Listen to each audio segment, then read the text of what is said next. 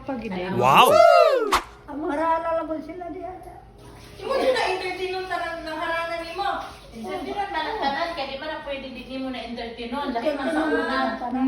Ipalalay ra man nimo sila. Nya mamili na kadayon. Adi pa man pud mo ulitaw. Ang anong si Lolo magud imo dili. Dili mo na ito magtuklo diya. Magi ako na wala. Kato di man ito kanta kaya bagman. Wihigda lang.